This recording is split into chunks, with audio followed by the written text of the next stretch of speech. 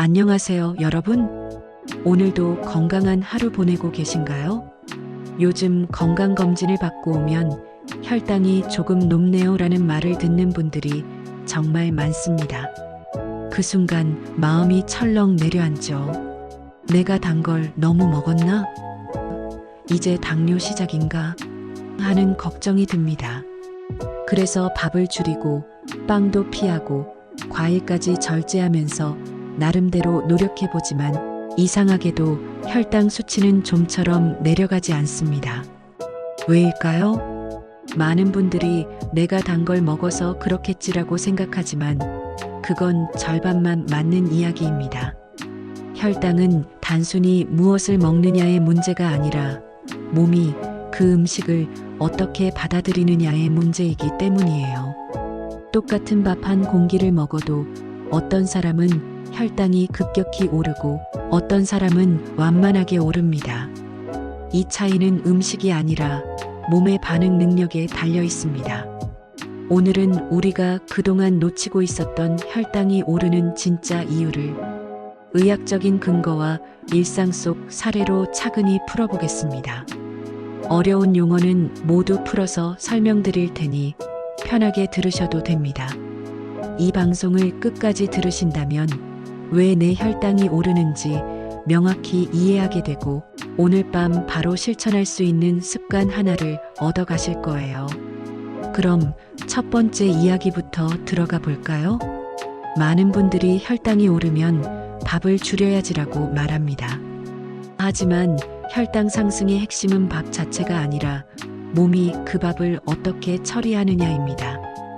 이 사실을 이해하지 못하면 평생 식단을 조이고 단 걸 참아도 혈당은 안정되지 않습니다. 우리가 밥을 먹으면 탄수화물이 소화되어 포도당으로 바뀌고 혈액 속으로 들어갑니다. 이때 췌장에서 인슐린이 분비되어 포도당을 세포 안으로 옮깁니다. 그런데 세포가 인슐린의 신호를 제대로 듣지 못하면 포도당은 세포에 들어가지 못하고 혈액 속에 남습니다. 이것이 바로 인슐린 저항성입니다. 인슐린 저항성은 단순한 대사 이상이 아니라 몸이 당을 어떻게 받아들이느냐의 능력이 떨어졌다는 신호예요. 즉, 혈당은 음식의 문제가 아니라 몸의 반응력의 문제입니다. 특히 50대 이후에는 근육량이 줄고 간의 포도당 저장 능력도 떨어집니다. 예전에는 아무렇지 않던 한 끼 식사가 이제는 혈당을 급격히 올리기도 하죠. 밥을 조금만 먹어도 금세 피곤하거나 졸음이 몰려오는 이유, 그 시작점이 바로 이 인슐린 저항성입니다. 그런데 많은 분들이 나는 단 걸 안 먹는데 왜 혈당이 높을까? 하고 의아해합니다. 그 이유는 몸 안에서 이미 당이 충분히 만들어지고 있기 때문이에요. 우리가 스트레스를 받으면 간이 스스로 당을 만들어내고 그 당이 혈액 속으로 흘러가면서 혈당이 올라갑니다. 즉, 밥보다 더 무서운 건 스트레스성 혈당 상승입니다. 여기서 또 한 가지 중요한 점이 있습니다. 혈당은 단순히 당분의 양으로만 조절되지 않습니다.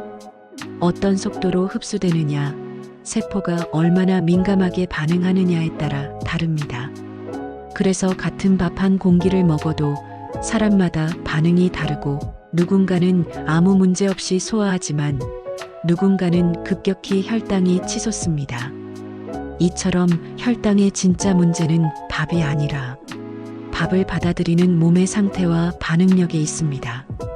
결국 밥을 줄이는 것보다 몸이 당을 잘 처리하도록 회복시키는 것이 훨씬 중요합니다.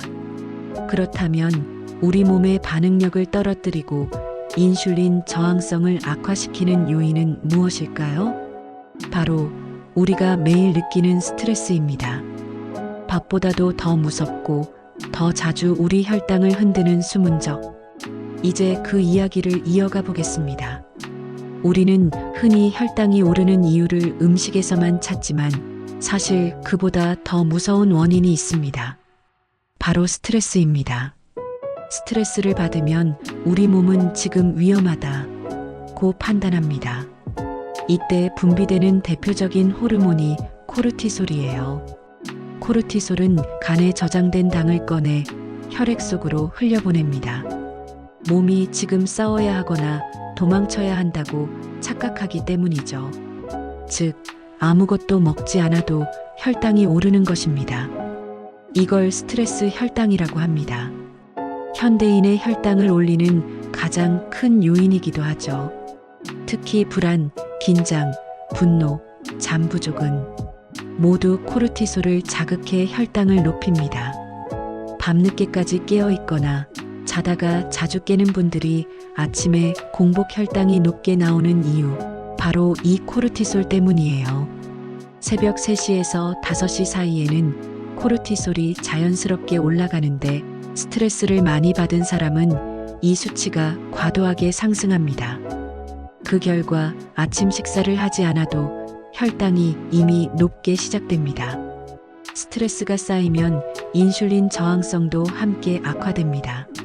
세포는 점점 인슐린의 신호를 무시하고 혈당은 더욱 쉽게 오르죠. 그래서 마음이 불안하거나 잠이 부족할 때 유독 단 음식이 당기는 이유가 바로 여기에 있습니다. 몸이 에너지가 부족하다고 착각하기 때문입니다. 한 연구에서는 걱정이 많은 사람은 같은 식사를 해도 그렇지 않은 사람보다 혈당 상승폭이 2배 이상 높았다고 합니다. 즉, 스트레스는 음식보다 더 빠르고 더 크게 혈당을 자극합니다. 그렇다면 어떻게 해야 할까요? 먼저 하루 중 호흡이 얕아질 때마다 잠시 멈추는 것이 도움이 됩니다. 심호흡 3번만으로도 교감신경이 진정되어 코르티솔 분비가 줄어듭니다. 또한 잠들기 전 30분간 휴대폰을 멀리하고 조용한 조명 아래서 책이나 음악으로 긴장을 풀어주는 습관이 수면 중 혈당 상승을 막아줍니다. 혈당은 단지 먹는 문제만이 아니라 마음의 온도와도 밀접하게 연결되어 있습니다. 마음이 편안하면 혈당도 편안해집니다. 이제 우리는 알게 되었죠. 혈당을 낮추려면 음식뿐 아니라 감정의 균형도 돌봐야 합니다. 그렇다면 다음으로 살펴볼 것은 우리가 무심코 먹는 숨은 당입니다. 보이지 않지만 매일 우리 몸을 자극하는 그 주범에 대해 알아보겠습니다. 나는 단 걸 거의 안 먹는데 왜 혈당이 높을까? 많은 분들이 이런 의문을 갖습니다. 하지만 실제로는 우리가 의식하지 못한 숨은 당이 하루 종일 우리 몸을 자극하고 있습니다. 예를 들어볼까요? 커피 믹스 한 봉지엔 각설탕 2개 반, 요거트 한 컵엔 3개 이상의 당이 들어 있습니다. 시리얼, 과일 주스, 샐러드 드레싱, 케첩, 심지어 건강 음료에도 생각보다 많은 양의 당이 숨어 있죠. 이런 음식들은 단맛이 강하지 않아도 당류 함량을 보면 깜짝 놀랄 때가 많습니다. 문제는 이 숨은 당이 식사와 함께 들어오면서 혈당을 더 빠르고 높게 올린다는 점이에요. 우리 몸은 그 순간을 큰 에너지가 들어왔다고 착각하고 인슐린을 과도하게 분비합니다. 그 결과 췌장은 쉬지 못하고 점점 피로해집니다.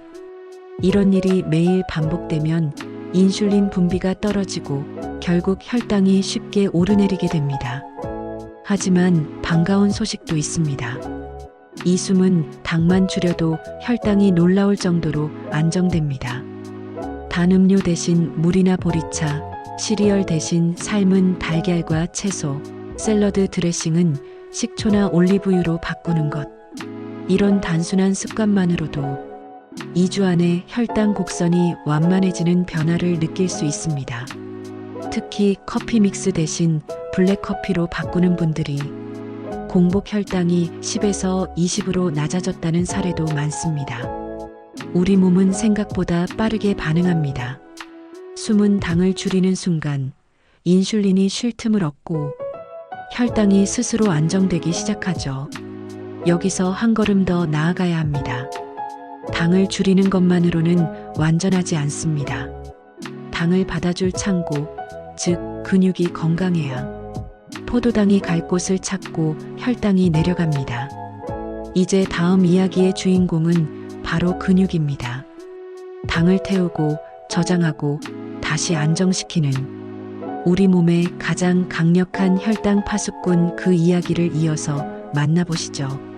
혈당을 낮추는데 가장 중요한 기관이 췌장이라고 생각하기 쉽지만 사실 혈당을 직접 조절하는 힘은 근육에 있습니다.